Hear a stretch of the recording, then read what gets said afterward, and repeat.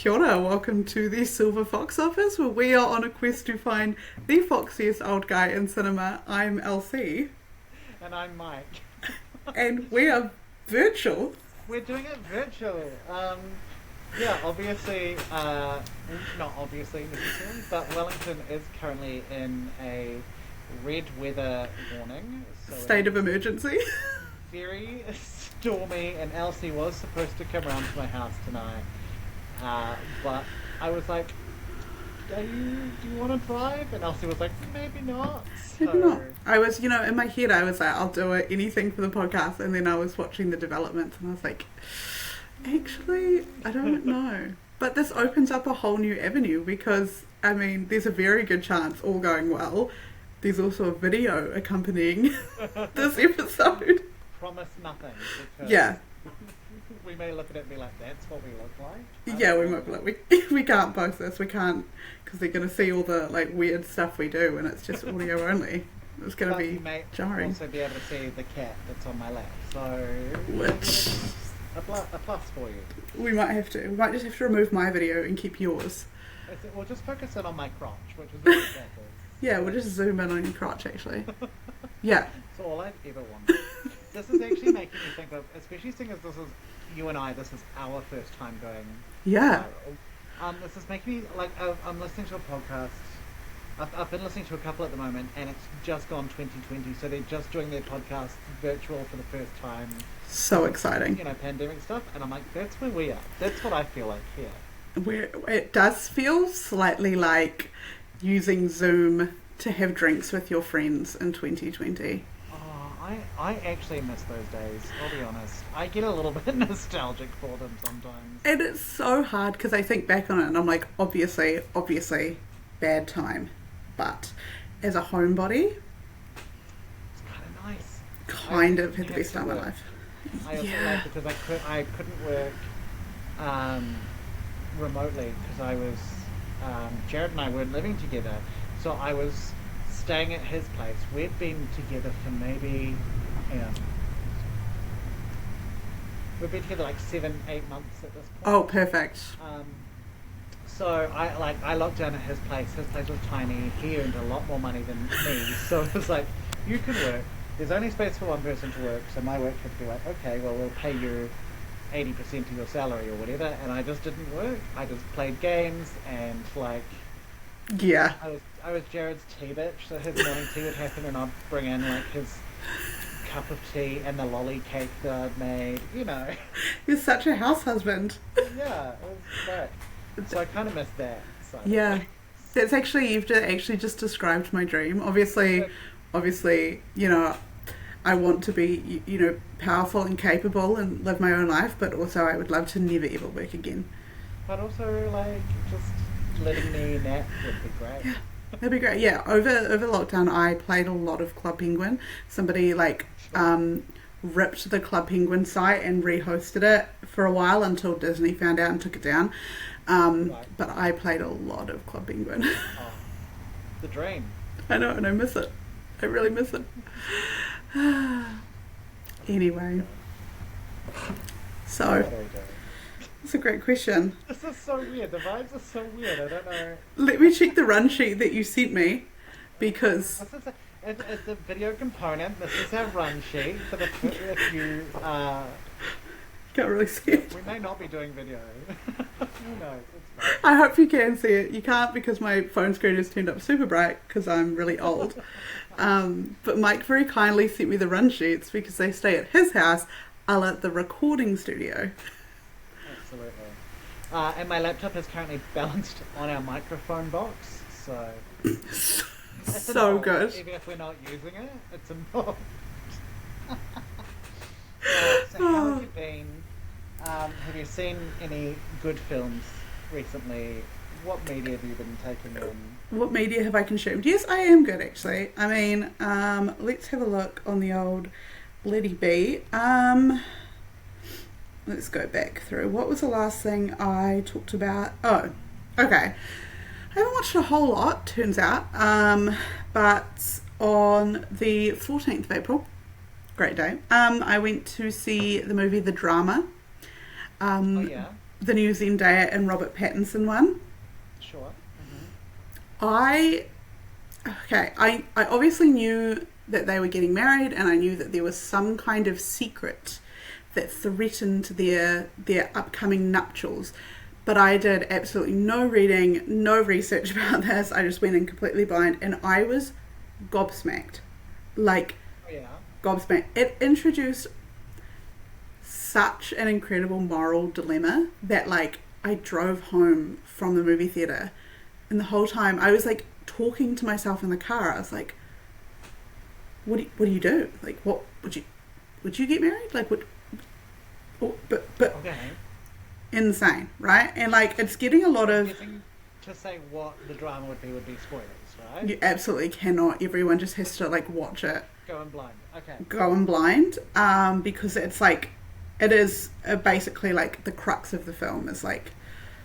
It's actually, the reveal happens very early on, but then the crux of the film is like them trying to like come to terms with it, and it like really does splinter their relationship. But I think it was very, very messy and stressful. Like, it was a really, really stressful movie to watch, but it was a dark comedy, and it was funny. Like, there were times where I was laughing out loud, where I was like, oh, shouldn't be laughing, but God, it was funny, and it was definitely a comedy. But also just, I don't know, it was a really like interesting premise. Like I said, I once again had no idea about what was going to happen. I was like, shit, that is so interesting, and it took me a couple days to be like, okay, I think I know what my response would be. But perfectly captures, you know, when you like overshare and then immediately you're like, I wish I could take that back, but you can't. No, never happens to me. Never once. Never once in your life. Not even on this podcast. You've never would. Never ever in your life. You're one of those special people that it's just like you've never ever overshared. I am a frequent oversharer. I don't think I pronounced it right, but a frequent oversharer. But even more than that, I'm a frequent regretter of my overshares, and it was just like, you could just see there was so much of it was like, I wish I could just put that back. Like, I wish I could just unsay that, but you can't.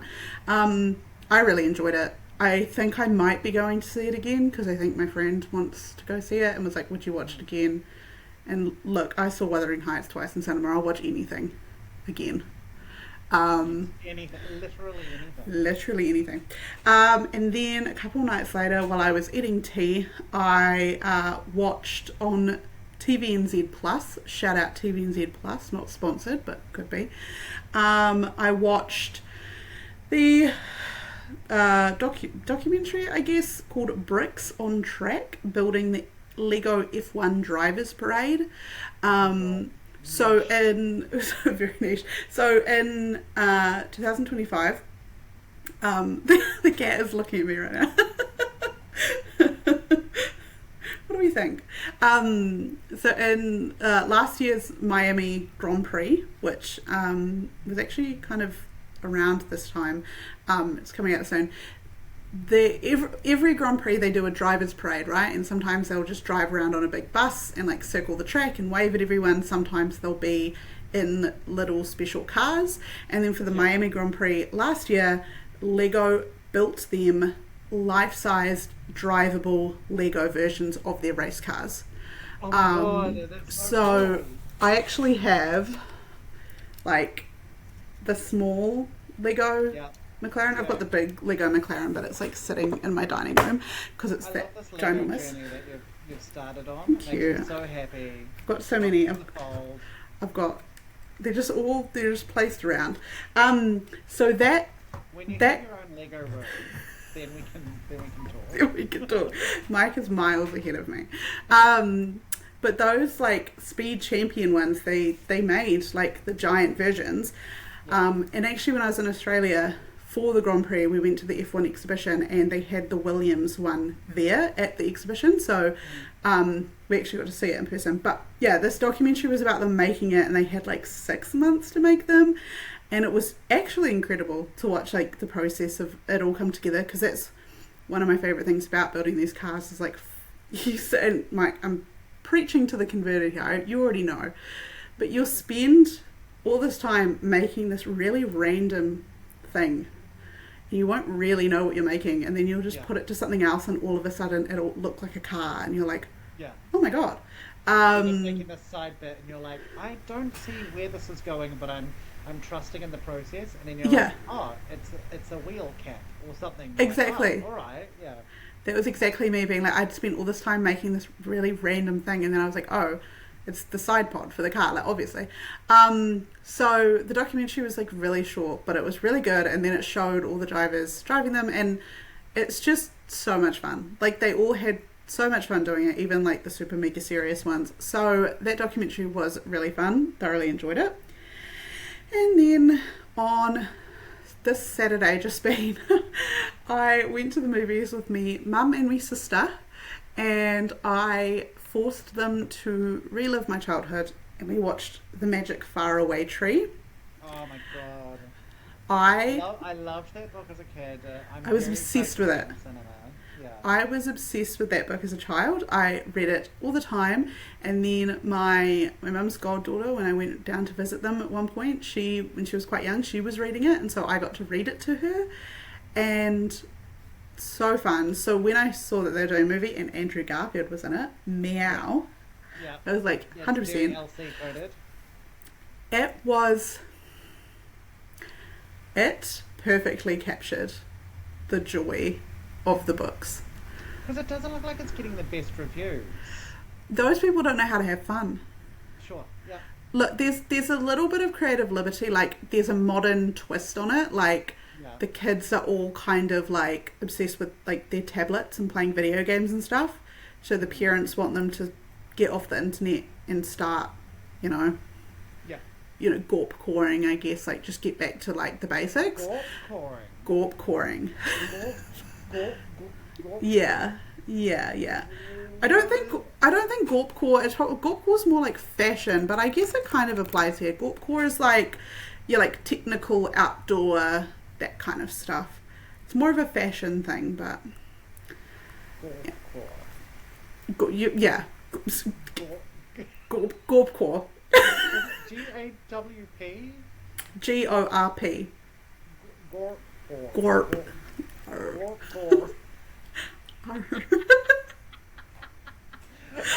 Gorpcore. Gorpcore. Andrew Garfield wants the kids to gorpcore. I gorpcore, she gorpcores, we all gorpcore. We all wombo. Also, there's gonna be real gorp heads out there that are like, she's not using it in the correct context, but I don't care because this is my podcast. I make rules. Shout out to all you gorp heads. Shout out gorp heads. Shout like out you real. Whoa. Gooning is different, and I'm glad you know what gooning means. Yeah. I've heard gooning. I've heard of the goon. I may have participated in a goon on occasion. You might have had a goon session at least once. What, Det Dandy? I've been known to goon on a chick hunter on occasion. My goon session is sponsored by Det Dandy. That is incredible. What are we even talking about? So, the Magic Faraway Tree. Last episode we did obviously had a decent talk about porn at the start. We did get a message from Matt Loverain's friend of the pod, who said representation matters. Thanks for that. You're so welcome, Matt. That part was for you and you alone. So yeah, the Magic Faraway Tree. Yeah, the most innocent. Yeah. So yeah, there was that creative liberties, because also Andrew Garfield is like trying to start a tomato sauce brand, which is like not in the books, but that's fine. Andrew Garfield, and I was like Andrew Garfield, not the character. No, Andrew Garfield's character. I thought you meant, and I was like, is this another form? Are we going to have an Andrew Garfield sauce tasting? Sauce episode? I wish. No, okay, I'm not going to continue that. Anyway, we'll leave that one be. So there's like a couple of random things, but for the most part, like there are so many parts of that because I haven't read the books in a while. I've been purchasing them in dribs and drabs from different op shops, but I haven't read them in a while, and there were just so many things that immediately came back to me, like the whole concept of having to get back down the ladder before like the land changed, or like the one where they're planning to go to the faraway tree, but they end up getting like busy, so they can't, and then the faraway tree people think that they've been like forgotten or whatever. So it was so fun. And yes, don't get me wrong, some of it was like corny and cringe, but it's a freaking kids movie. Like it's going to be. And growing up, the saucepan man is my best friend. I thought he was so brilliant. I thought he was so great. Obsessed with him. And as soon as I saw the saucepan man in this movie, I was like, there he is. That's my boy. That's my boy. That's my guy. It's all about Moonface. Moonface is so brilliant in this. Like he's I really like so great. The way they've done him, but he's not right. You know, in my head, it's his face like looks like the moon. Well, that's it, because it's just his hair around his face, and I was like, oh, but like it's still, because obviously it's probably how they could do it without having to rely, I guess, too much on CGI for him. Also, Nicola Coughlan from Dairy Girls plays Silky, and she is so cute, so gorgeous. Everyone get out there and watch The Magic Faraway Tree, because I'll tell you what, it is a belter of a film. And then also, while we were there was like a trailer for this film called something like Sheep Detectives, and it's like, yes, yeah. And I was watching. Incredible for that. The cast is stacked for a movie about sheep solving a murder. Yeah. The cast is stacked, and I was looking at it and I was like, Mike is going to be all over this. I love it, mate. Yeah. I love the murder mystery. Like predominantly like British cast, right? Yeah, it's like Emma Thompson. Oh, what's his name? The guy that cheated on his wife with Sutton Foster. What's his name? Hugh Jackman. Surely in this it would be Hugh Jackman. Well, no, he plays a human. He's like the farmer that gets murdered, I think. Emma Thompson is there for some reason. Also Molly Gordon from like The Bear and Shiver Baby. She's there. Yeah, it looks like massive cast. It is called Sheep Detective, isn't it? I like that I now have my laptop like in front of me, so I can... Emma Thompson, Nicholas Braun, yeah, Hong Chow, Brett Goldstein, Bryan Cranston, Julia Louis-Dreyfus, Chris O'Dowd, Regina Hall, Patrick Stewart, Reese Darby, Bella Ramsey. Oh my god, this is an insane cast. Nicholas Galitzine, watch out. Yeah, no, that's a must watch. So everyone, put it in your calendars. Sheep Detective. I think it might already be out, but everyone get down there and watch Sheep Detective. Yeah. Otherwise, I don't think I've been playing a lot of Sims 2. Mm-hmm. So my movie watching has been stunted by Sims 2. I've also started a few things but not finished them. Like I tried to start the One Taste documentary about the orgasm cults. Right. But I got like maybe halfway through and I was like, I have to turn this off because I could feel my brain falling out my ears. So, right. Yeah, that's me. How about you, Mike? What have you been indulging in? Well, the primary thing that I've been doing with my time is playing Fallout 4 on the PS5 so because good. I love the Fallout games. I love Fallout 4 in particular. Like Fallout New Vegas is the best, but Fallout 4 is my first one, so it just has a special place in my heart. I have not recently been like found any games that have really consumed me for a long time, and so to find this that I've really locked in, even though this is maybe my fourth playthrough, like, you know, I've played it so many times, but I'm just obsessed with it. It's one of those ones where I'm playing it, if not I'm thinking about playing it, I'm wanting to be playing it. right now, the pause screen of it is right there, and I keep looking at it. My controller is right here, and I'm really worried that I'm just gonna start like while playing it. If you just start slowly drifting off, and we'll just see the reflection in your glasses, we'll just be like, oh, Yes. So yeah, that's kind of been my main thing, and I've really just been enjoying it. Such a joy to really just fall into a game. You know, I feel like one of those moments with media where, and it's any sort of media, it's music, it's books, it's film, it's TV, it's games, whatever. The moment that you really just fall into it and you're like consumed by it are some of the best moments. Oh yeah.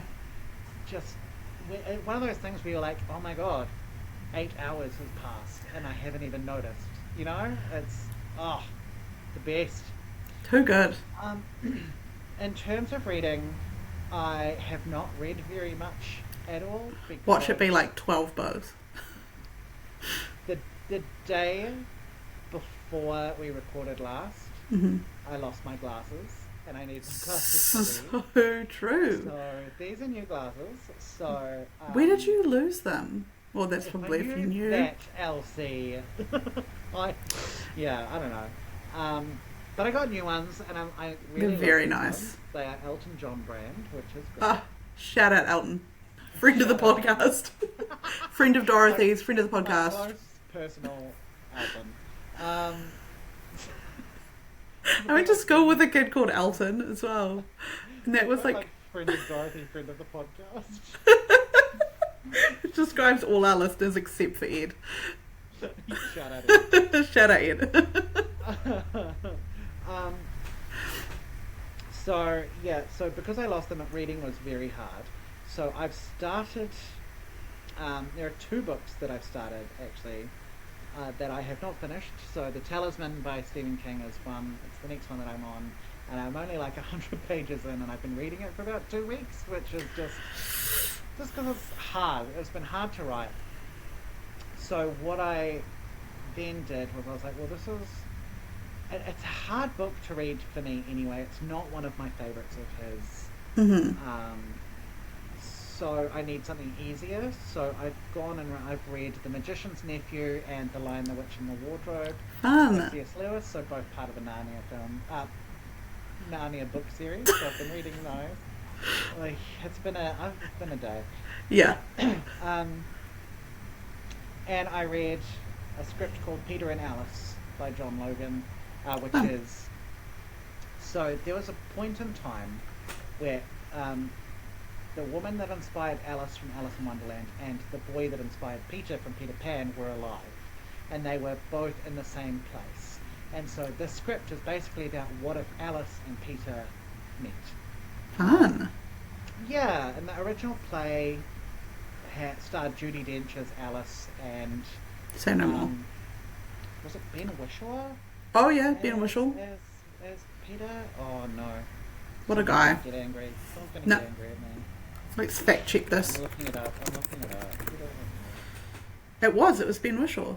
It was Ben Whishaw, yeah. You did right. And it's really interesting. It's kind of... wasn't quite what I wanted it to be, to be honest. But it was good enough, you know. But the Narnia books are such a delight. I love those books. And it's been years since I've read them. Like 25 years since I've read them. So I remember we used to have the whole collection. I remember it so distinctly. I used to sit in like my parents' room, and sometimes I would just like read all of the spines of all of them because there were like tons. Because what? Sorry. There were tons of them. He was like cracking them out. There were 7. Okay, cool. Oh, I thought there were. When I was a kid, I was like, oh, there's like 50 of these. 7. Are you thinking of the Wizard of Oz books? Because there are like 50 of those bad boys. Maybe. Who knows? But we definitely had the Chronicles of Narnia. Had hundreds of them. Yeah, I just kept buying them, and I was like, why are there so many of these books? Elsie, that's not Narnia. That's the Bible. Which, actually, Aslan is Jesus. Aslan is Jesus. Aslan is Jesus. I didn't realise though that there was such a there's a huge debate over what order you read them in. Oh. It's huge because so there's 7 books. There's A Magician's Nephew, Lion, the Witch, and the Wardrobe, Horse and His Boy, Prince Caspian, Voyage of the Dawn Treader, Silver Chair, The Last Battle. Right? Mm-hmm. Those are the 7. And the Lion, the Witch, and the Wardrobe was the first one he released chronologically. Right. And then I think it went. Oh God, I don't want to say it. I'm going to make people angry. I'm looking at it here, and apparently, so he released it: Lion, the Witch, the Wardrobe, Prince Caspian, Dawn Treader, Silver Chair, Horse and His Boy, Magician's Nephew, Last Battle. But it looks like it should go Magician's Nephew, Lion, the Witch, and the Wardrobe, Horse and His Boy, Prince Caspian, then Voyage, Silver Chair, and then The Last Battle. Yeah, but honestly, obviously people are rabid about Narnia because it's incredible. But there's so much debate over which one you read it. More than like what order do you watch the Star Wars films in, right? Because there's just so much in it. Like in Lion, the Witch, and the Wardrobe, you're like, the children didn't have any idea of who Aslan is, much like you wouldn't. Yeah. But if you read it the other way with Magician's Nephew first, then the readers know who Aslan is. Right. It's just there's a whole bunch of little things with it. So so I'm reading them in chronological. So I started with Magician's Nephew. There you go. And I'm excited to read the rest of them. In terms of films, I also haven't watched heaps. What have I seen? So we watched. Do you know the YouTuber ContraPoints? ContraPoints? No, but I'm Googling. She's really cool. Natalie. What's her last name? Wynn. Natalie Wynn. So she's great. She's a trans woman. She does lots of like philosophy and lots of media stuff, and she's really cool. Bit of a controversial figure, but Jared and I really like her. Jared's a big fan, and she did a video on the Saw franchise. Oh. So Jared had never seen Saw, and so we watched Saw. And at one point he was like, Jared made a comment about it not being very good, and I'm like, how dare you? I think Saw is a genuinely very good film. I just think it's hampered slightly by the budget it had and the time it was made in. But right. I think Saw itself is a good film. I think the script is really good. But the acting is dog shit. I've not seen any of them. The first one's good and the second one's good. I'd like to see at least the first one. I just haven't got round to it. You should also watch the second one. Okay. I would say everyone should watch the first 2. The second one is more fun. Oh, it's James Wan's first film. What a guy. Yeah. So we watched that, and then it was Easter, so we went down to Christchurch to spend time with Jared's family, and we ended up watching 2. We watched one film in a motel room because we had nothing else to do, right? Mm-hmm. And then we watched another film with his family, and both of these films were nothing films, which I think are perfect for both of those situations. Yes. If you're watching a film with the family on an Easter weekend, sort of nothing thriller, perfect. Yep. The first one we watched was The Visit by M. Night Shyamalan from 2015. Okay. Which is like a couple of kids go and stay with their estranged grandparents for a week, and weird stuff starts happening. I know the one you're talking about. Have you seen it? I haven't, but I've read the Wikipedia page. So M. Night Shyamalan, more and more I'm beginning to think that The Sixth Sense was a fluke, honestly. That was an insane movie, and every time I remember who made it, I'm like, it doesn't add up. Doesn't work. But I like a lot of M. Night Shyamalan stuff. I really like Love Signs. I actually quite like The Village. Old was really fun. The Village is another a great concept. It's kind of The Mist, but like not the Stephen King version, like the movie version of The Mist. Like, incredible concept. Same with The Village.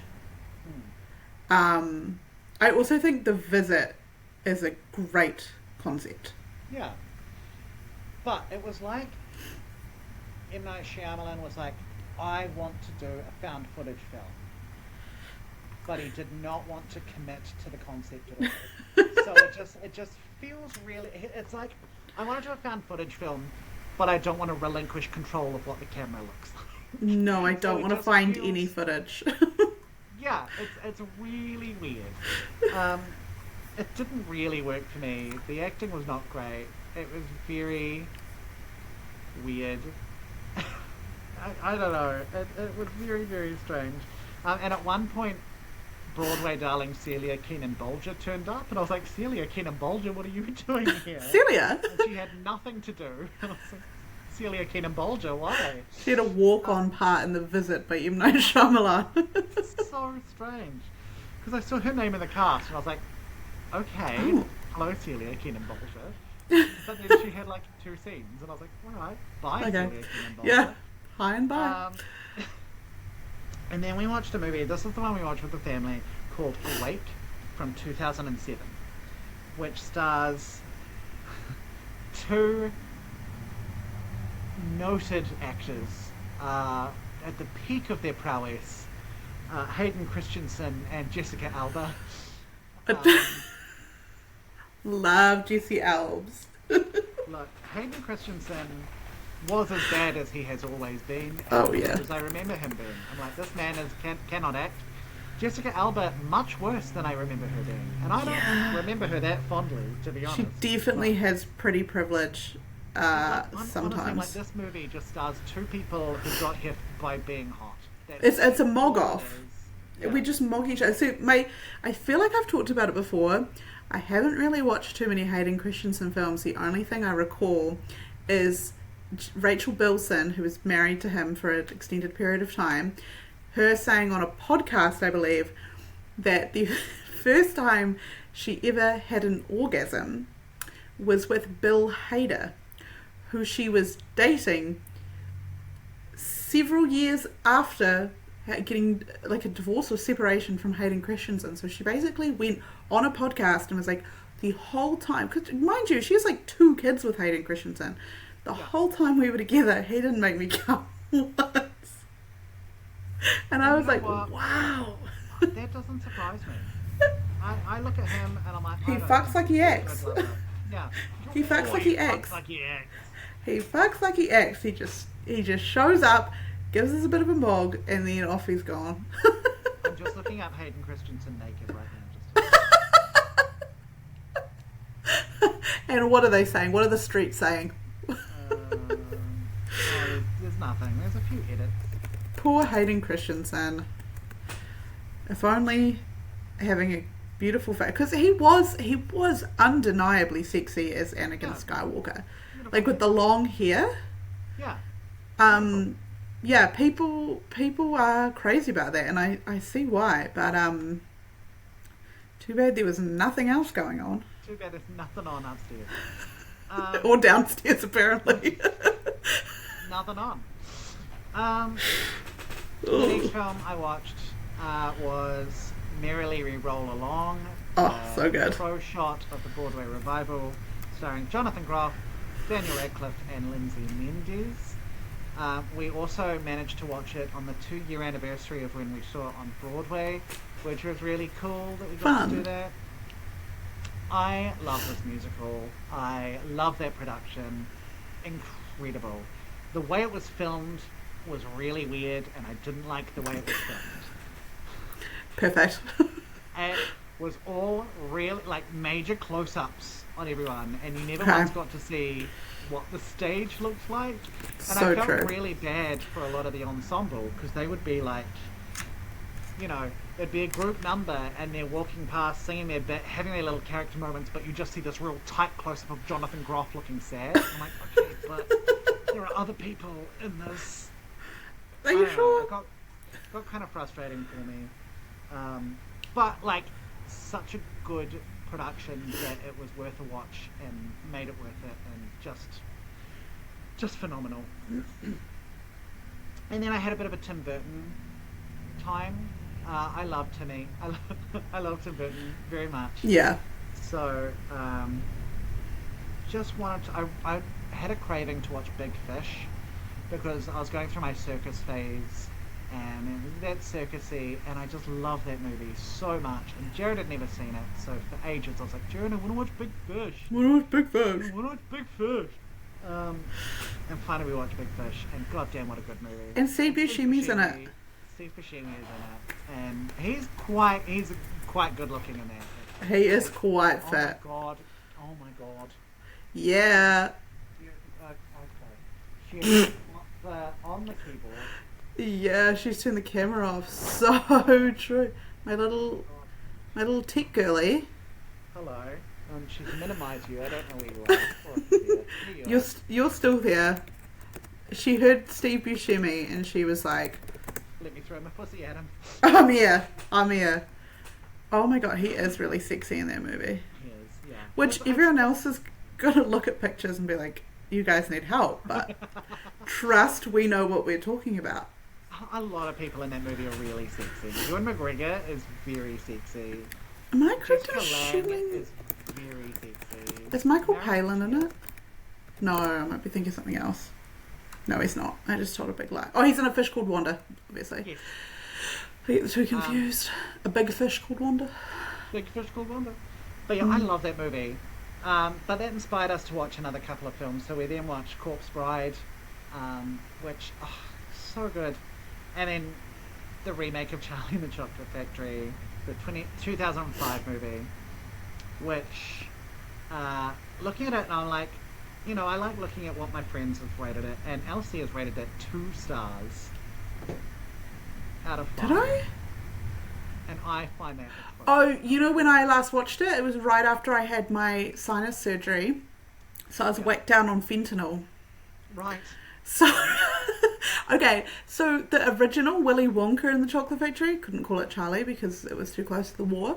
Willy Wonka and the Chocolate Factory, I think, great film. I used to watch it all the time when we were a kid, and that starting, like that intro with all the chocolate being made, I used to think that was like, and the candy store that they go and sing to, and that kid gets whacked in the face with the table, like, so good. I used to love the second one when I was a child. I don't know why I've given it 2 stars, because I used to love it. And it's also unironically really funny, except for like when Mike TV says the R word and Johnny Depp's there. But otherwise, like a really funny film. I don't know, maybe the fentanyl was speaking to me. So, have I ever told you my history with that movie? I don't think so. So when this came out, I was part of a club, which was me and my friend Claire and my friend Fiona. Hi, Claire and Fiona. Hi, Claire and Fiona. And we had a club with the 3 of us called the Johnny Lee Burton Club. Fiona was obsessed with Johnny Depp, Claire was obsessed with Tim Burton, and I was obsessed with Christopher Lee. And obviously the 3 of those have done a couple of movies. Yeah. So we would have sleepovers and we would watch Johnny Depp, Tim Burton, Christopher Lee movies. Just That's any so combination of those 3. And when Charlie and the Chocolate Factory came out, which is all 3. Oh yeah, that would have been a big hit. We were obsessed with this movie. Let me tell you, we saw it like, I don't know, like 4 or 5 times at the cinema, maybe. Were you dressed as a Mad Hatter? No, I was not. Fuck you. Sorry. We went to see it heaps. I love that. Loved it.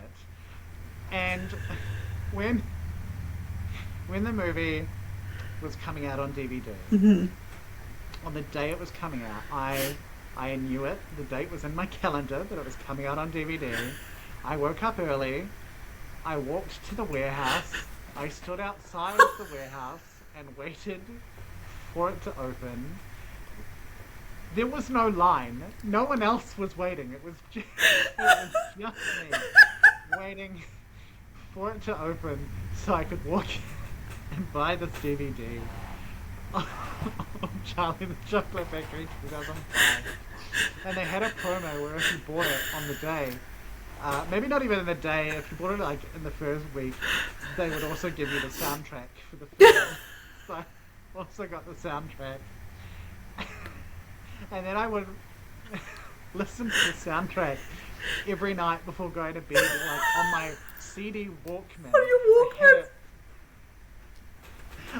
I was listening to it. And then like 4 weeks.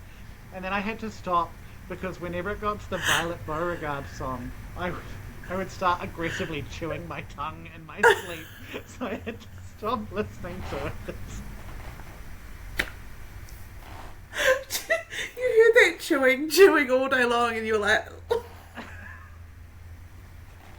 sorry, can you imagine I don't being mind if I do. one of the staff members at the warehouse and being like, there's this like kid, like he's like outside, like banging on the doors, and then as soon as they open them, you beeline straight for the right Willy there. Wonka stand. Like, I know what I want. No Oh one my stand in my God. way.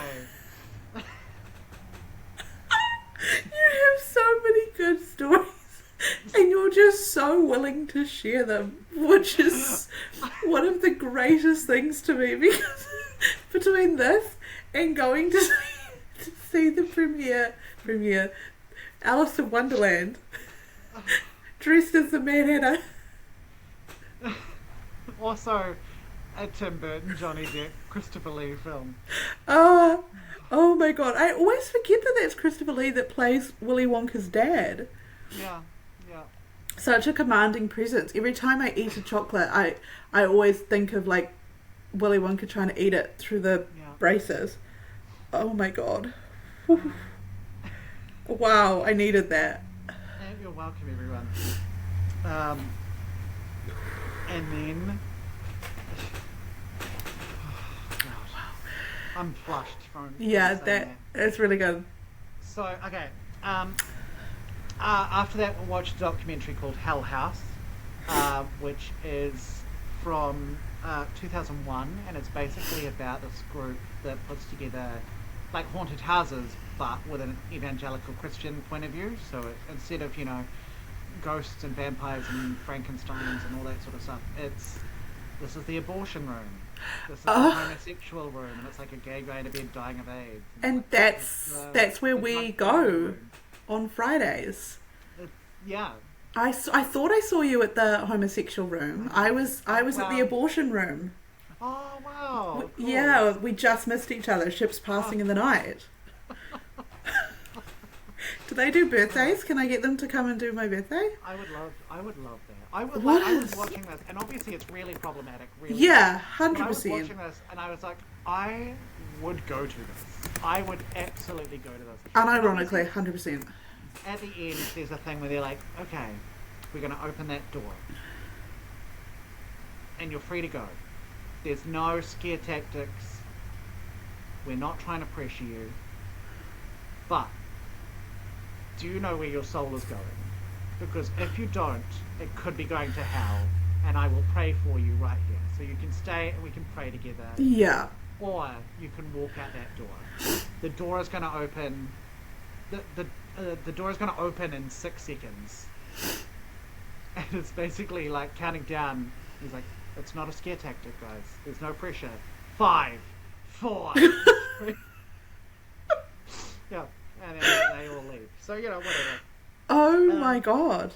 But it literally, if you watched it after a Christopher Guest documentary, it would feel like a comedy. It would, if you watched it after a Christmas show or a Waiting for Guffman, it would be just the same level of funny, because these people are insane. I'm adding it to the watch list right now because... Yeah. It's all on YouTube. Oh, the best documentaries are. Yeah. You know what? Everybody really is so creative. And then yesterday we went to see Bride of Frankenstein, which is the last of the Universal monster movies that we've seen at the Embassy. What a fun time. So Love that good. movie. So good. And then Jared was like, oh, we got home and he was like, I feel like I kind of like true crime documentary, but like one that's kind of like crazy with twists and turns. And I'm like, have you seen Abducted in Plain Sight from 2017? And he said no. I'm like, we're watching Abducted in Plain Sight from 2017. Have you seen this album? Yeah, that went triple platinum in the workplace. I'll tell you what, there was like a week where everybody you talked to was like, have you seen that crazy Netflix documentary? Yeah. And I watched it with my mum and we were sitting there the whole time looking at each other like... Yeah. It just keeps getting weirder and weirder. It's one of those. I've been listening to a podcast called True Crime Obsessed, which is a couple of musical theatre fans who watch true crime documentaries and then discuss the documentaries. And I'm like, all of this is tick, tick, tick. It's all very you all over. Really fun documentary, but they were talking about this, and I'm like, God, I need to watch this documentary again. The bit Go on. The bit about the like being in the car with the dad or something like that, and there's something about being in the car and he just... Yeah.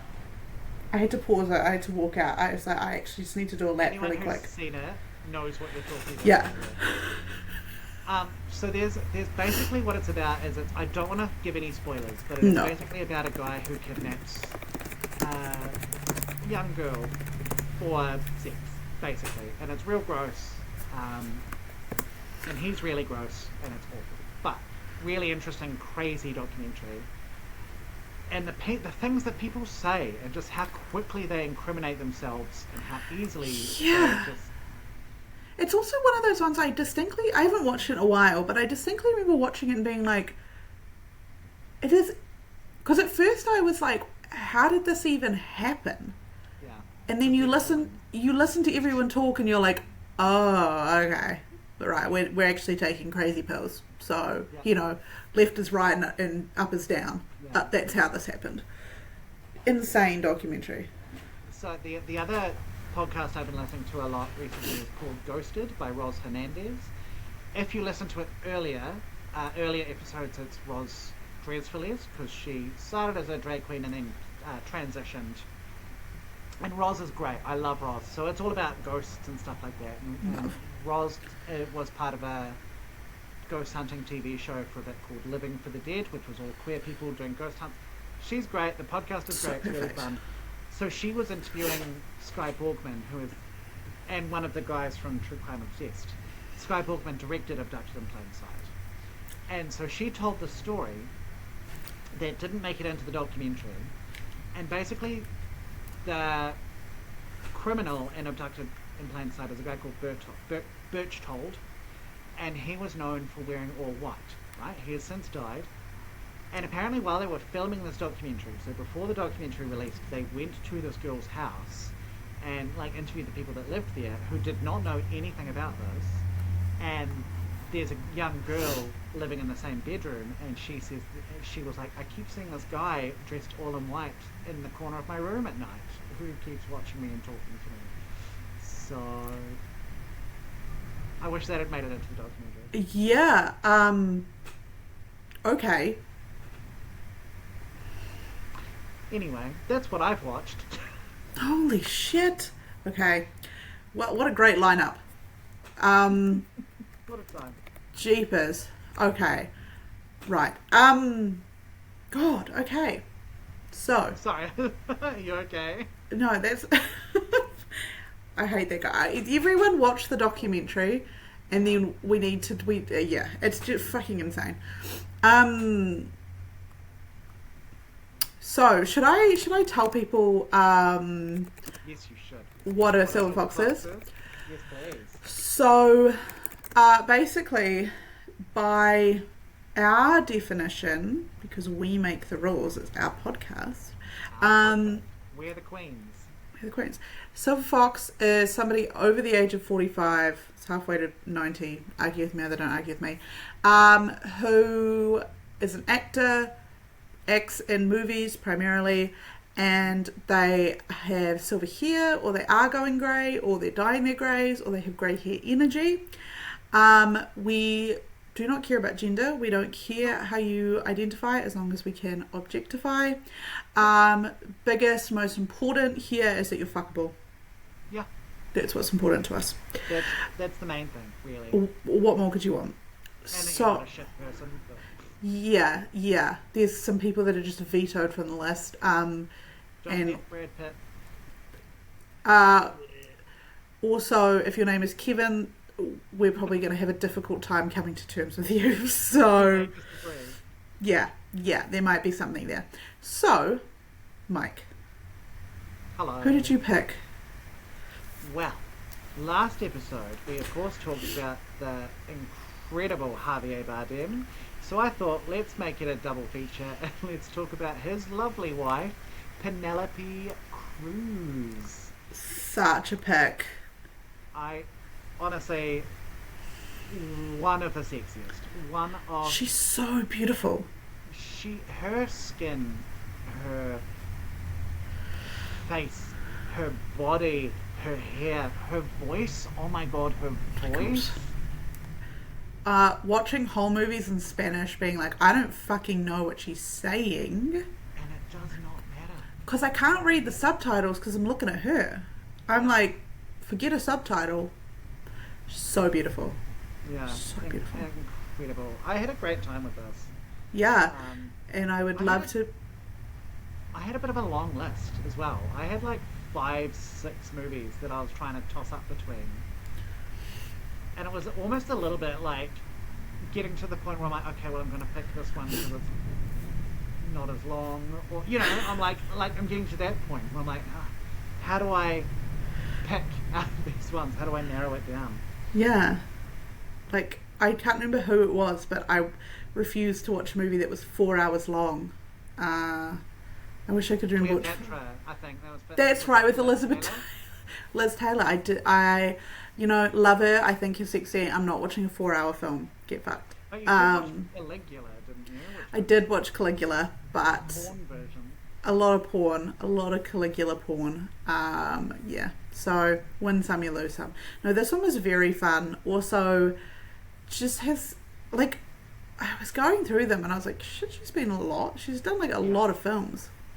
Yeah. But yeah, no, well worth it. So, Mike, what did you pick? How would you pick? I didn't, but if I said hum on again, like... I mean... If I went and watched it again... She tastes like ham. She tastes like ham and onions. So,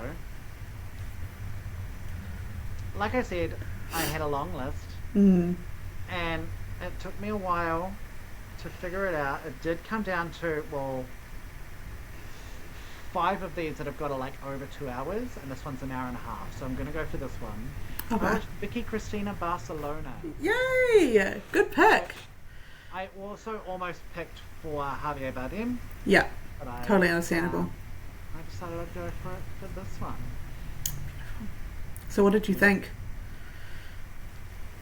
So, she is beautiful. Oh yeah. She is an incredible actress. Mm-hmm. The movie itself became a background movie quite quickly for me. It's a Woody Allen film. And What do you expect? you know what I found? This is the first Woody Allen film I've seen. Yeah. Oh really? With the exception of Ants.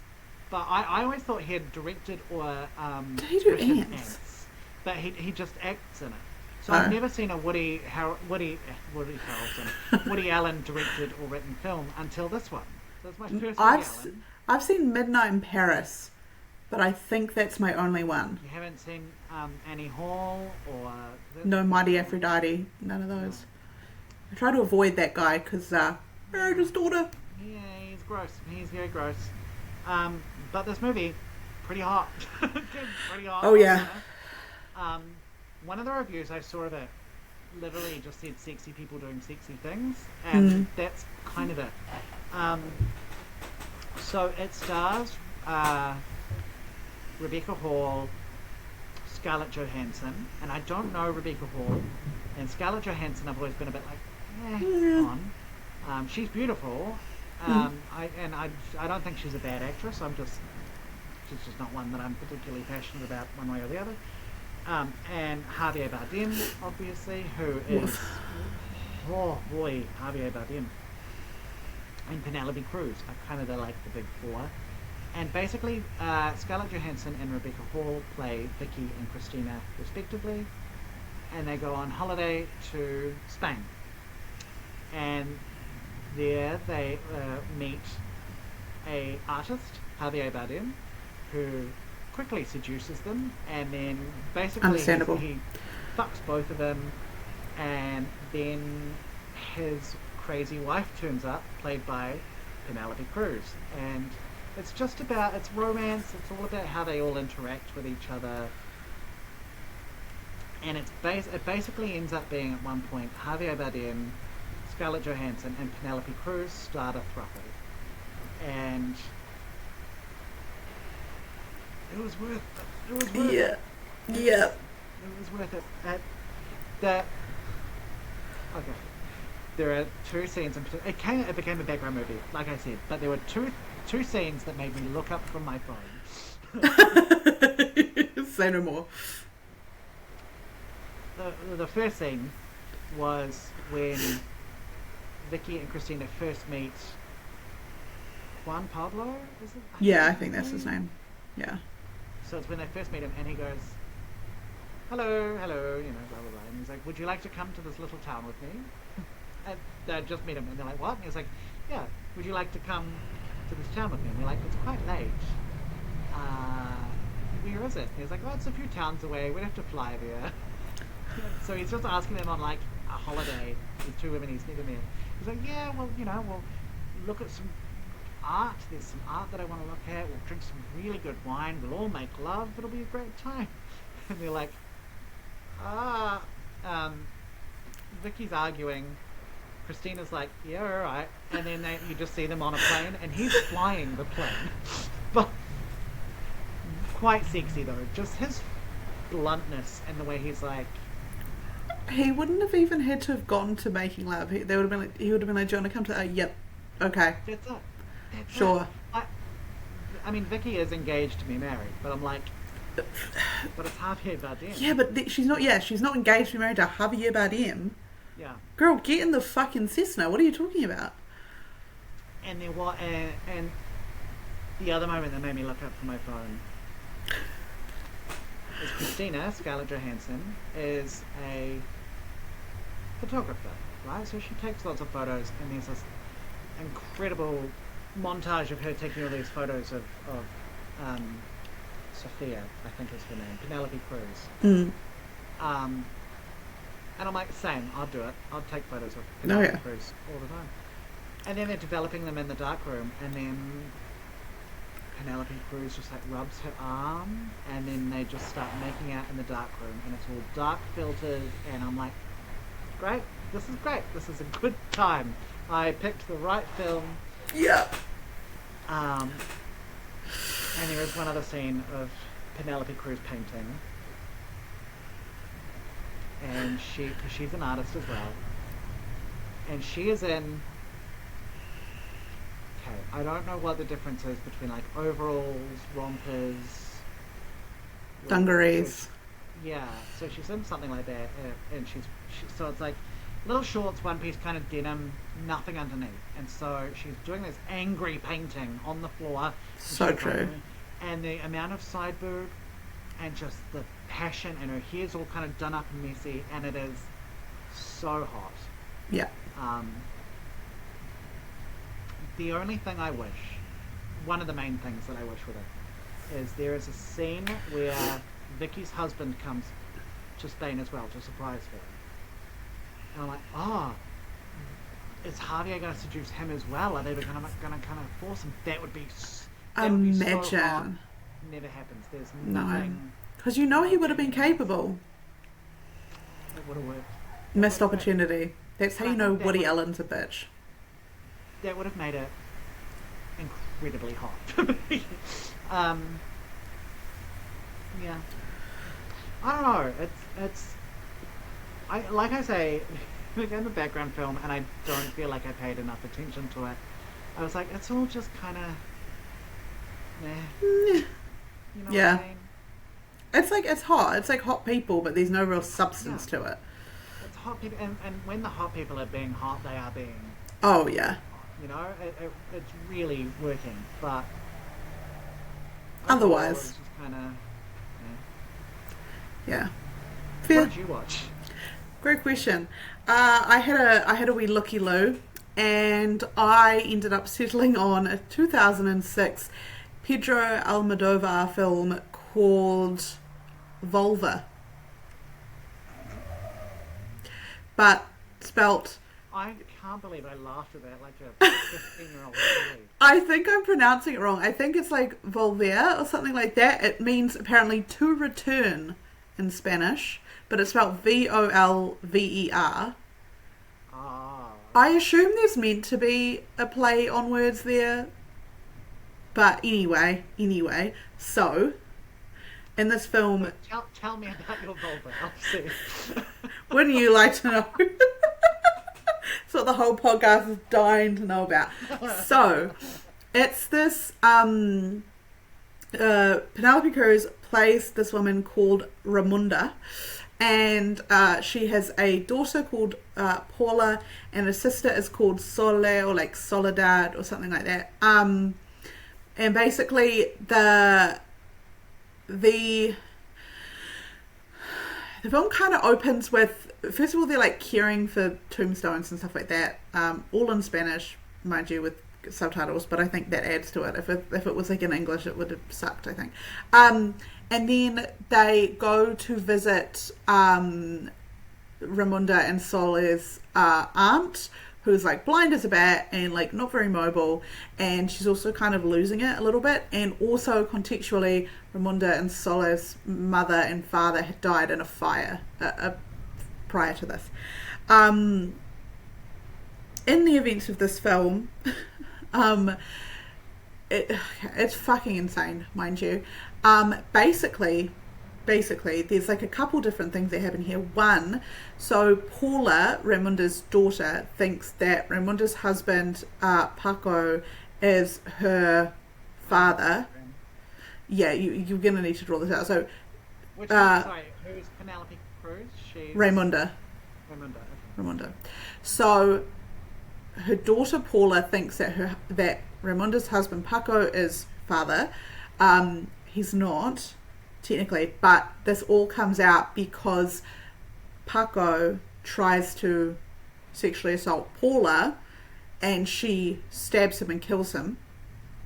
So then, good for her, Ramunda and Paula have to like hide the body, and then Ramunda and Soleil's mother comes back from the dead, and like she doesn't find it out straight away, but like there's this bit where Ramunda is at Soleil's house and she can smell her mum's farts, and she's like, I can smell my mum's farts, and it's because the mum's hiding in Soleil's house, but Ramunda doesn't know that. She's like, oh, I can smell her farts.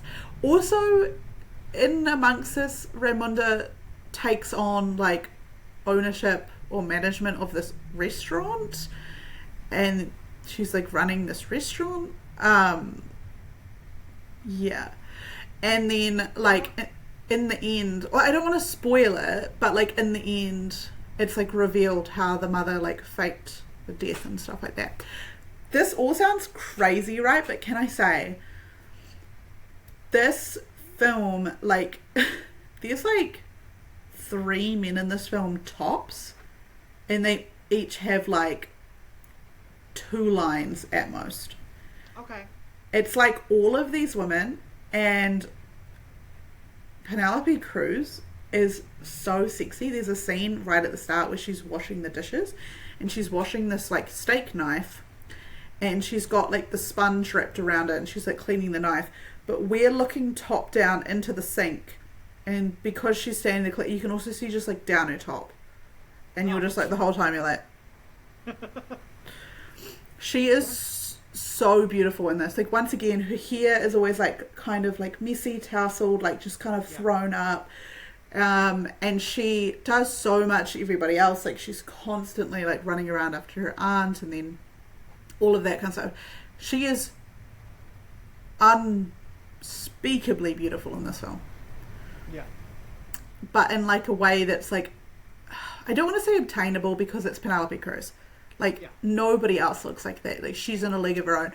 But it is also in the way that's like, you know, sometimes when you just see a random woman at the supermarket and she's like unbelievably beautiful and you're like, I can't believe that you're just a real person. That's what she looks like. Like, you'd probably pass Raymunda in the street and you'd be like, Jesus Christ. Like, she's, what the hell? But then what you don't know is she's like hiding her husband's body and she's also smelling her dead mum's farts. So you're like, she's crazy. I do like a Pedro Almodovar film. I'm like The doing fart it. smelling is Fart smelling. crazy. I'm doing it in Injustice. It actually is a really good film, might I add. Like, it's like, it is a bit strange because there's like, Because of the fart smelling? yeah, the farts, and then like there's also like, why did she take on the restaurant? And then there's also the whole like, yeah, there's also some parts of it where I was like, okay, like I feel like we can, come on, because it's like just on 2 hours, just over 2 hours. So I was like, come on, like we can just do it. But for the most part, it is a really good film. So bold of us to be like, oh, these things do go on a bit. Why can't they? Why do they have to be so long when we will Like talk for 5 hours? We had like a 3-hour podcast. Yeah, no, it's good. Also, like, it is dark in places, like obviously with Paco being a fucking pervert, and then also there's like some stuff later about like Raymunda's own childhood. But a good film, and like a class act performance from Penelope Cruz, and at what I would say her sexiest. So yeah, everyone watch Vulva. I don't think it's pronounced like that. It's something like Vulva or something like that, but I don't know. I'm going to say it in my disgusting New Zealand accent. Vulva. Everyone go look at Penelope Cruz's vulva. Yeah, get your vulva out. Yeah, Get your vulva out, love. get your vulva out for Penelope Cruz. Well, you know, tits out for the boys, vulvas out for Penelope Cruz. For Penelope Cruz. And we've always said that. We have always said that. Yes.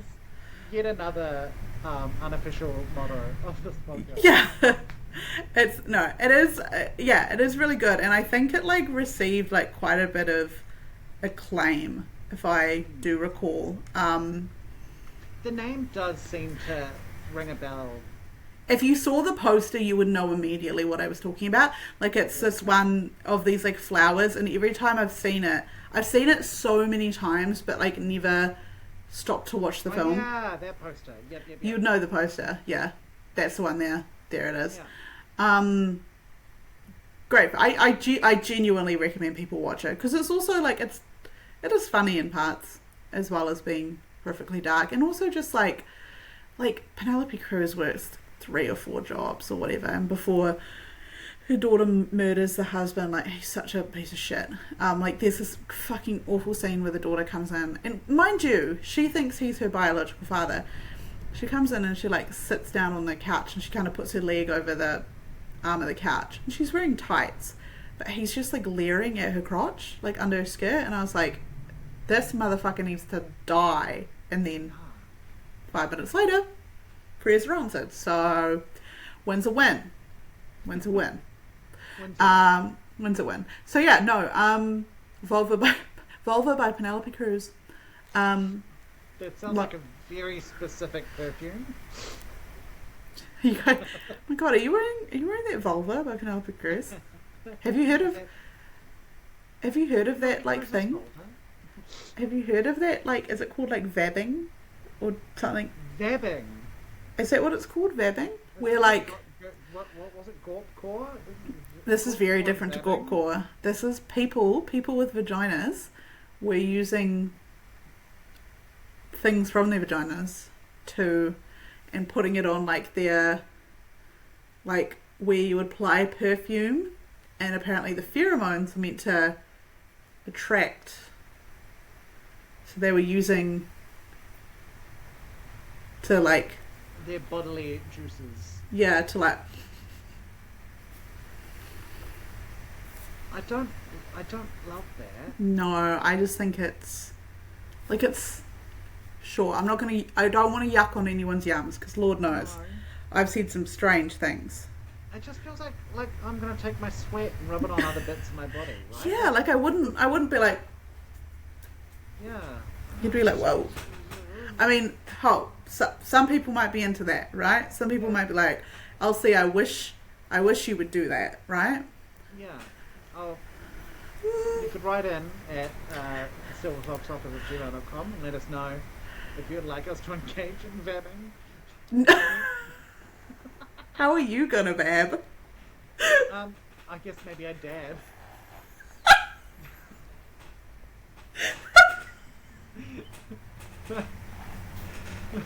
Just for everyone, I did dab, just so you all know. Yeah. Just I'm in 35. Yeah, and just in case we don't end up making this video, Mike dabbed. I feel like you're just gonna take that part of the video, right? There's no other video, and then all of a sudden it'll just be like, and then cut back to like black screen. Yeah. Wow. This is gonna be Penelope Cruz's vulva, dad. In transmission. Mic drop, right? Move Yeah. on. That's all. So true. Oh, So. Jesus. So, So. what were your honourable mentions? Because you said you had like 5 or 6. Yeah, so I don't have the full long list that I started with. But I've got the... Ooh, excuse me for yawning. So the 4 that I narrowed it down to. I'm honestly, because we're doing this virtual, I was so close to doing it in my bed. And I was like, that's going to make me too sleepy. It's going to ruin the vibe. Joining live from Mike's bed. We'll snuggle.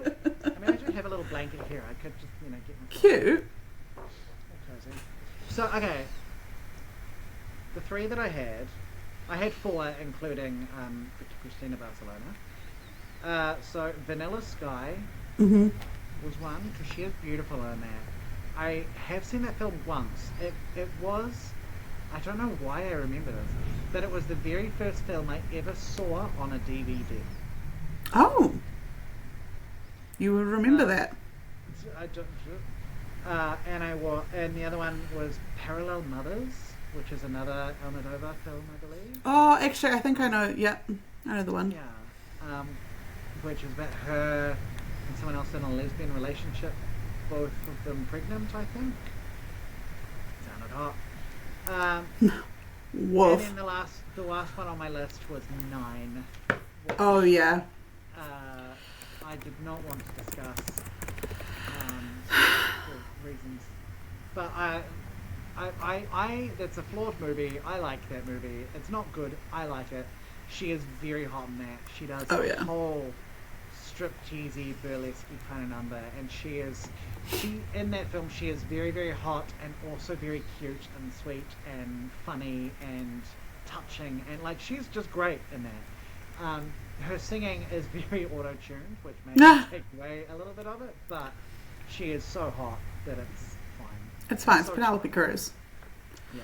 So I was pretty close to doing 9, but I settled for Vicky Cristina.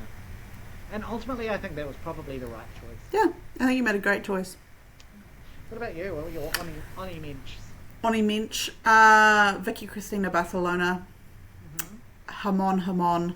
Yeah, that's also on my list. Come on. And then Pirates of the Caribbean, I think it's Dead Man Tell No Tales. Oh, okay. She plays a sexy pirate. Okay. I think it's Dead Man. Hold on. Penelope Cruz, Pirates. Oh, no, it's on Stranger Tides. I totally lied. Right. It's on Stranger Tides. Yeah, she plays a sexy pirate. So everyone loves pirates, especially when they look like Penelope Cruz. I understand Johnny Depp is getting way more references in this episode than we would like. Yeah, it's but heavy, which it we is. apologise for. It's not our intention. It is mostly my fault. I'm sorry. I'm glad you said it. So, I was part of a club. yeah. Well, okay. So because you made such a you were so vulnerable with us, I will reveal something. I didn't realise the Johnny Lee Burton Club was sharing a vulnerability, but that's okay. So when I was young, maybe like 7, 7, 8. Mm. I was obsessed with Johnny Depp. I'm a reformed Depphead. The first step is admitting that you have a problem. I'm a reformed deputy of state or whatever. Deputy secretary. So I was obsessed with Johnny Depp. I had posters of him in my room. I have this memory that my GP, like my childhood GP, even knew about me being in love with Johnny Depp. Like, I remember her asking me about Johnny Depp. Anyway, so, oh my god, this is so cringe. So there was, oh my god, there's this video. Also dress up as the Mad Hatter. But No, I never dressed up. Thankfully, I don't think my folks let me do that kind of stuff, which was good. But so there's this video, and I tried to find it because I found the hard drive for my old computer, which is where I found like the Halle Berry deals with intruders thing. I tried to find this video, but I couldn't find it, so I don't really remember where it ended up. I think I might have scrubbed it from existence. But I made this, like, it was like satire, right? So I was doing like an SNL bit, Sure. Where I pretended to be a fan obsessed with Johnny Depp. And it was this thing where I had the shoebox and I called it my Johnny box, and it was like all these things that I had like collected from Johnny Depp. And one of the things in the box is like a lock of his hair, and like the joke was that like as he was running away from me, I like grabbed it and like snatched it off of his head, which I would do now if I like saw him. I would rip a whole chunk out, right? So in it, I like pull out. I say in the video, like I can hear it in my head. I'm like, it's my prized possession, and then I look at it and I pause, and then I go, sometimes I stroke it, and my sister and I used to quote that all the time because what the fuck am I talking about? So whenever I think of Johnny Depp, I can't help but think of the Johnny box and the lock of his hair, and sometimes I stroke it. Insane thing to say at 8 years old and record it.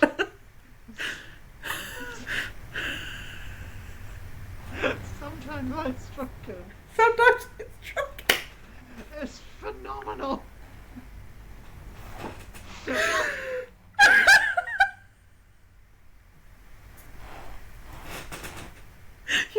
That's a quote. It's a direct quote. Elsie says sometimes I stroke it.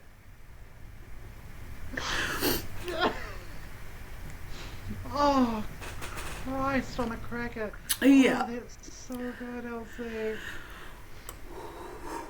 Oh, boy. So yeah, I don't know what it is about Johnny Depp that makes people go crazy, but I was one of them. Let us know if sometimes you stroke it. Yeah. If you've ever sometimes stroked it, send us an email and make sure you include like a video just so you can prove it. Oh my god, Elsie. We're also not soliciting. Sometimes I stroke it. Oh my god. And I don't think my sister listens to this podcast because she's, Wow. whatever. Hi, Michaela. Michaela. But I will need to tell her that I've mentioned the Johnny box because she would be able to like back up how fucking insane this was and how like big of a deal. Like we genuinely would like quote it all the time because it was so stupid. Oh, The Johnny box. God. Sometimes I stroke it. again, though, to reiterate, boo Johnny Depp, boo. Yeah, fuck Johnny Depp. If you see me in the street, it's over for you. That whole all your hair's coming out. Yeah. I'll beat you up. Oh my god. Right. Good We're pivot. now on to the part of the podcast where we go on to No, we're not. IMDb. Oh, yes, we are. Oh, I lied. I'm sorry, I skipped one. Yes, we are. I told Mike he was wrong and I was wrong. Well, normally I'm wrong. To be fair, it's fine. So we now go into the part of the pod where we talk about Fox facts. So we go onto IMDb and find the most tepid, probably inaccurate facts that you can think of. If we know any off the top of my dome specifically, Just yours. feel free to say them. Otherwise, we just look at our lovely IMDb list here. Take these with a grain of salt. Elsie, do you have any off the top of your dome? She's married to Javier Bardem. No, I don't. I don't actually think I know too much about her. No. Um, Well, she is the second Spanish performer to be Oscar nominated. The first was Javier Bardem. oh my god, what a power couple! It's so good. I'm seeing here that apparently her sister Monica Cruz was used as a body double for her in Pirates of the Caribbean on Stranger Tides because Penelope was pregnant at the time, which has led me to having a look at Monica Cruz, saying a lot of names right now, Monica Cruz, and discovering that they are both exceptionally beautiful. Wow. Of course. Of course. Hot family. Yeah. Oh, there is one I had off the top of the head, actually. Her and Javier Bardem met during production of Jamon Jamon, Mm-hmm. but they did not fall in love, I guess, until they rekindled their acquaintanceship during Vicky Cristina Barcelona. So sure, there you go. Likes to keep stray cats. Oh my god, I love her even more. She speaks 3 languages: Spanish, English, and Italian. Despite common misconception, she can't speak French. She hired a dialect coach to help her in the French film Fin la Tulipe and learned her lines phonetically. So true. She says her role in Hamon Hamon psychologically scarred her for life. Psychologically scarred me. Yeah, it was a waka.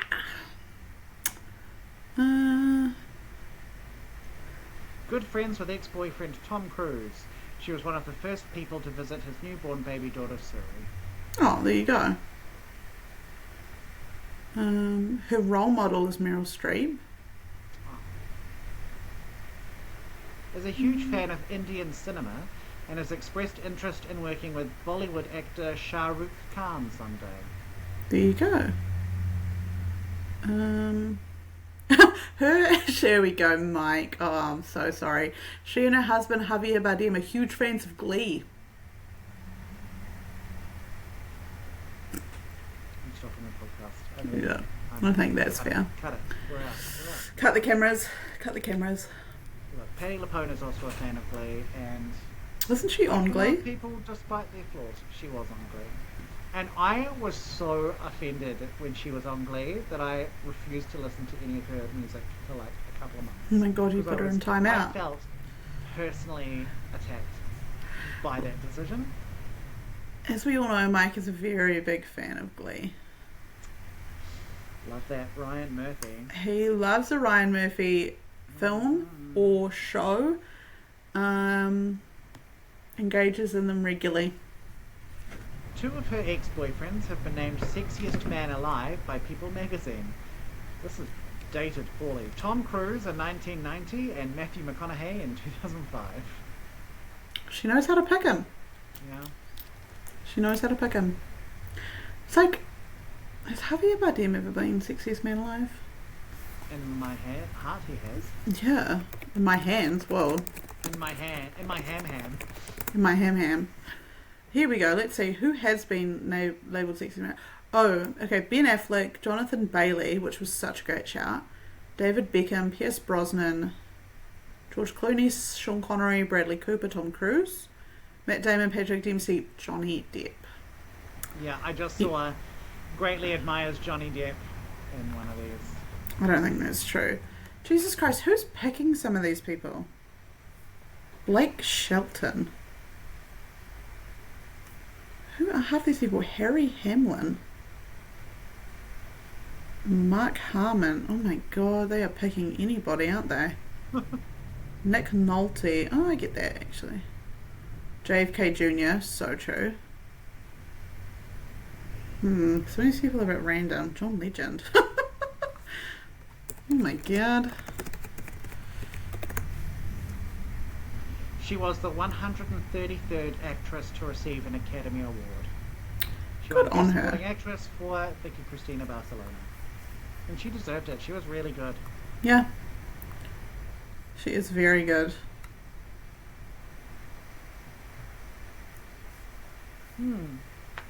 Interesting. Love you, Penelope. Love you, P. So now the bit that I was skipping ahead to, Yeah. it's time for us to do some science and do a Punnett Square. It's We are called scientifically minded. We're scientists. We do Does This Fox Fuck? Where along the x-axis we have fucks, doesn't fuck, and then along the y-axis we have knows what sex is, doesn't know what sex is. And so even if they have kids in the movie, doesn't necessarily mean they fuck. It's more of like the energy, the mindset. So, what did you say her name was in Vicky Cristina? Sophia? Sophia? Does Sophia fuck? Does Sophia fuck? Does Sophia fuck? Let me tell you. Yeah, she does. Fuck, she does.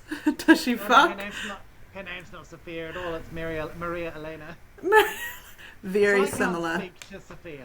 I can't speak to Sophia. Maria Elena, however, Maria Elena, oh boy, does she fuck? Fuck, she does. She can. She knows all about it. She knows what it is. She can and she does. Morning, noon, and night. Morning, noon, and night. Any gender. Whoever. And you know what? She looks great doing it. What more could you want? And everyone else she sleeps with looks better for sleeping with her. Yeah, You know what she I has mean? that aura. It just boosts their Yeah. vibe a little bit. Yeah. How about in Vulva? How's her vulva? Have they got Ramunda? See, the thing is, Can you imagine that as a greeting? So, how's your vulva? how's Evolva doing? How's your vulva? I think she's not. She's definitely not fucking, because the thing is, she's got too much going on. Yeah. You know, she's because there's like a bit where Paco at the start of the film like wants to, and she says no because she's like going through too much, and then because she's like worried about like how they're going to, you know, be able to afford rent and stuff like that. And he like wants to, so she says no, and then he starts sometimes stroking it next to her in bed, and she's like, so yeah, she's not. Also, she's a fucking busy woman. She's out there cleaning the graves. She's out there working 100 jobs. She's looking after her daughter. She's looking after her aunt. She's got too much on. She is a busy woman. But if she wanted to, there'd be no shortage. But she knows what it is. Oh, 100%. Knows what it is. Definitely knows what it is. Is her name Sophia? No, Raimunda. Raimunda. No Sophia's here. All right. We are now up to the most exciting part of the podcast. I picked this episode, so normally Elsie would pick the next one. However, Elsie. So I am very excited to announce that for the first time ever, a friend of mine is coming on the podcast. I promise you I have friends. I know it doesn't always seem like it, but I do. All of the friends that I've brought have become your friends. Exactly, and I'm very grateful for it. I love every single person that you've brought onto the podcast, and shout out all of them. I do love you. And so now I get to bring my own friend. So we have been friends since I was but a wee sprog. She started out as my sister's friend, and I claimed her as my own. She lives all the way in Wales, but she and her girlfriend are coming to New Zealand to stay with us, and during that time we said we got to get you on the pod. So it is my very good friend Katrina, and as per tradition, Katrina has picked the fox, so I am going to try and play this recording. So fingers crossed this works. Mike, you're going to have to let me know. So I mean, we will like insert the audio anyway, so you guys will hear it, but it's whether or not I hear it. Okay, so let's try this. Hello, it's Katrina here. Super excited to be on the pod. My silver fox is the sexy Gillian Anderson. What?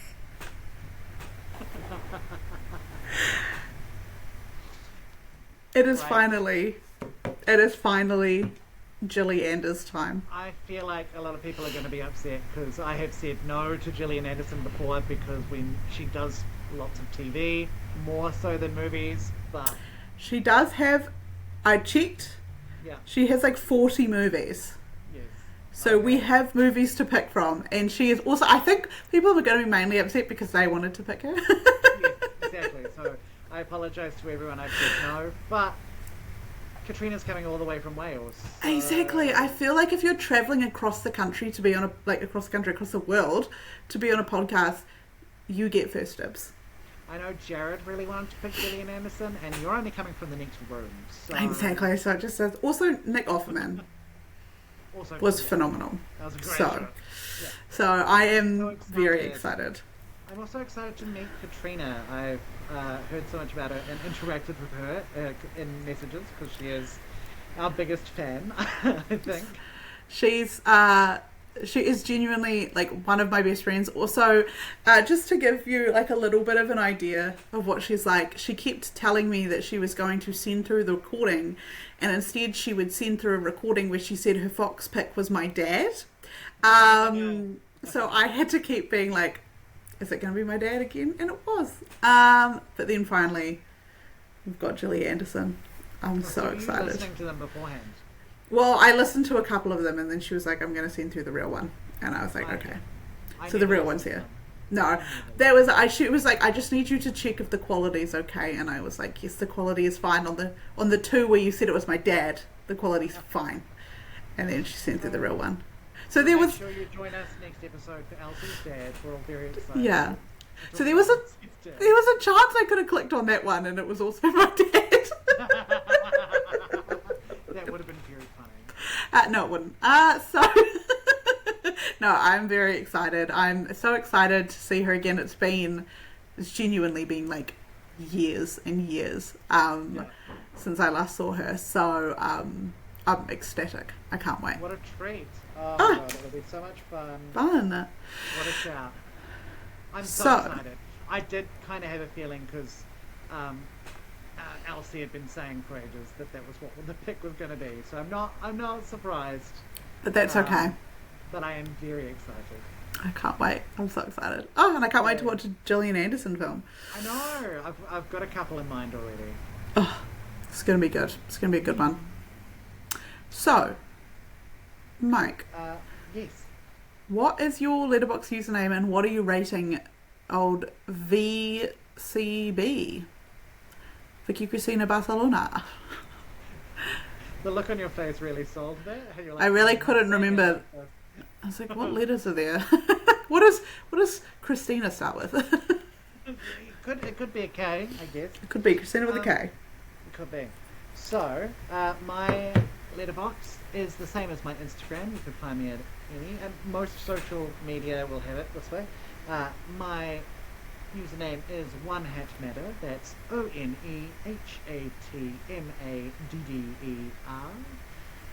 And I'm giving Vicky Cristina Barcelona 3.5 stars. Nice. It's almost a 3, but I think it was charming. It was kind of light and frothy, and 3.5. Solid. Respectable. What about you? What's your letterbox? What are you rating? What are you rating Penelope Cruz's Vulva? So my letterbox. It's got legs. It's really got legs. My letterboxd is Dixie Normus 69. That's DIXIE NORMOUS 69. 1 through 6 8 were all taken. And I am rating Vulva 4 stars. I really liked it. There was nearly no men, and it was a lot of women getting shit done. Which we are in support of. Exactly, and that's what I want in a film. It was like the Bechdel test on steroids. Were you at all tempted to watch Come On? Yes, actually, I considered it, and then I looked at pictures of her, and I was like, beautiful, but just too young for me. I'm like, I think she was like 18 when that film was made. nearly 10 years older than Yeah. her when that film was made, and I was like, like all beautiful, but like Baby. like a milf Penelope Cruz. That's where it's at. That's where it's at, man. That's my bread and butter. So I think I'm still gonna watch Hamon, but more as like a what the fuck, like a sitting there on my couch like perplexed, yeah, yelling waka at the bird. Yeah, I might go watch it with Mum, eh? That would be a great idea for like a first date film. But like, we should watch a movie and then like chuck on Hamon. Because like, also I'm known as like the movie person. Like people come to me for recommendations. Imagine that being like, we're gonna watch Hamon. It's a, and you can sell it as like, you know, it's an international film. Yeah. Oh, it's like so that I don't really want to watch. And if they're like, I don't really want to watch it, but like, oh, so you don't like, you're scared of subtitles, like you only know one language. Are you a little bit racist? Yeah, you racist? Are we racist? And then and I'm like, okay, and they finally convince them, and I'm like, great, I hope you like ham and onions. Boop. Put the DVD in. Ham and onion juice. As long as you like ham and onions. Oh my god. Oh, geez Louise. Okay, so if you want to get us on social media, we have an Instagram. You can find us at the Silver Fox Office, and we have an email address. This is where you can send your stroking it reports. It is the silverfoxoffice@gmail.com. Tell us what Penelope Cruz film you would have picked. Yeah. Fox you would like. And to be a guest. I am quickly getting the bacon number up. Well, not the bacon number, the Buscemi number, sorry. For those that are unaware, everyone's heard of the bacon number, the 6 degrees of Kevin Bacon. But we do this with Steve Buscemi to see what their connection is. So I'm not going to look at it, I'm just going to bring it up and then lock it. What do we think? I remember. What was the Buscemi number for Javier Bardem? Was it 2? And Javier and Penelope have been in a fair few films together. So there's at least it's 3 minimum. It's probably a 2, but I'm trying to think, have they been in a movie together? So she's been in House of Gucci, she's been in Ferrari, has she been in any cartoon films? She was in Gothica. Surprised you didn't do Gothica. She's like mental patient in Gothica, so she's Cool. purposefully not sexy. So I was considering it, but I'm gonna say 2. I think I'm going to say 2 as well. I can't recall if they've been in a... Is it 1? It's 1! Oh my god, hang on, okay. Oh, You're not going to get it. You're not going to get it. Oh, it's going to be something like... It's one of my dad's least favourite movies. He took my sister and I to see it during the school holidays. It's called G-Force. It's about hamsters. Oh, okay. Yes, no, okay. Penelope Cruz and Steve Buscemi were both in G-Force. They have a Buscemi number of 1, which means they've explored each other's bodies, and Javier probably watched. They hamster formed each other's bodies. That's insane. Oh my god, I forgot she was in G-Force. I think she plays a cat. I want to say. Who does he play? Maybe I'm lying. Penelope Cruz. Oh no, she plays an agouti guinea pig. Sorry, Juarez. Steve Buscemi plays Bucky, a territorial and aggressive golden hamster mistakenly called a ferret, who is friends with a trio of sycophantic mice. Of course. It's also got Sam Rockwell in it, Jon Favreau, Nicolas Cage, your best friend, Bill Nye. Oh, I quite like Bill Nye. It's quite a stacked cast. No, there's like a few films that my dad absolutely hates. G-Force is one of them. Country Bears is another. Because we were asking him, we were like, are there any films you ever took us to watch as kids and you just like hated them, like you wish you didn't have to? And he was like, yes. And he was like, country bears, and he was like, "What's that fucking one about the fucking guinea pigs?" It was like, "Oh, G-force." Oh my god. She's turned the camera. She's like, "What are you talking about?" Oh my god, they're both in G-force. G-force, that's so funny. Shout out, honestly, pull one out for all dads who have had to take their kids to movies that they did not want to see. Yes. Like the time my sister was going to take me to a film, we had tickets, and then she ended up being sick, and so couldn't take me. But we had tickets, so my dad ended up having to take me to see Spice World, the movie, the Spice Girls movie. Oh, Dad. Honestly, That's so that sweet. That poor man. What a film, though. I love that. What movie, about? but it's not good. It's not good. I have distinct memories of it was the school holidays, and I think it was raining or something, and my friends were like away on holiday, and Dad knew that I was really bored, so he was like, "I'll take you to the movies," because obviously he loved going to the movies, and he took me to see Alvin and the Chipmunks Chipwrecked. Oh no. And he like fell asleep immediately. He like thought it was terrible.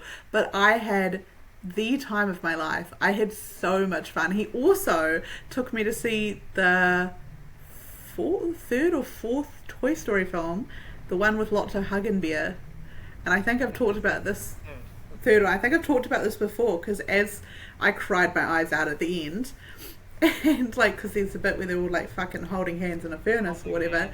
Oh, And as we walked out of the cinema, I remember my dad looking down at me and being like, "Jesus Christ, what was that about?" It was terrible. It was awful. It was, you were crying the whole time, and I was like, that was so good. Yeah, it's a parental rite of passage to be taken to see the Hannah Montana or SpongeBob movie 100 times. Complaining about going to see, if seeing Toy Story 3 was like a low point in you for cinematic parenting responsibility, I think he actually, you're pretty lucky. You know? I think he actually quite liked those ones. There was some of them like he did quite like. I think Toy Story were like safe. He talks about taking my sister to see Sinbad, and he really liked the cartoon Sinbad. Sinbad's good. I like. Yeah. Michelle Pfeiffer, very sexy in it. There you go. There you go. What more could you know? What else would you expect? Let us. Right. So yeah, send us emails. Tell us what films your dad took you to. Yes. What's your dad film? What's your dad film? Dad film. I feel like Spice World is probably Spice World is up there. One of the worst. Honestly, I love What's that your movie. What's your Spice World or your G-force? G-force. Oh god. What if it was combined? What if it was the Spice Girls as hamsters? I would have. Oh my god, I would have owned it on DVD, and I would have played it every weekend. It wouldn't be G-force. It would be Girl Power. Or it'd be like Spice Force. Spice Force. Yeah. That's part of the in the Spice World. That's part of the joke of Spice Force X, and they're like crime fighters. Well, G-force, the guinea pigs are like secret agents. That's why they're called the G-force. So yeah. There you go. Well, thank you for a lovely time. I hope the audio has been okay. Yeah. For our first virtual time. Not being too screechy, but if it's really bad audio, we probably won't do this very often. So no. Hopefully, there's no more weather events. So hopefully. All right. Well, I hope everyone that's in the same area as us is staying safe and staying dry, and everyone else is just having a grand old time. It's pretty crazy out there. So yeah. But we will see you next time for one of the greatest, one of the all-timers. I can feel it in my bones. It's going to be good. Okay. Alrighty. We love you, Steve. Love you, Steve. Love you, Penelope. Bye. Bye.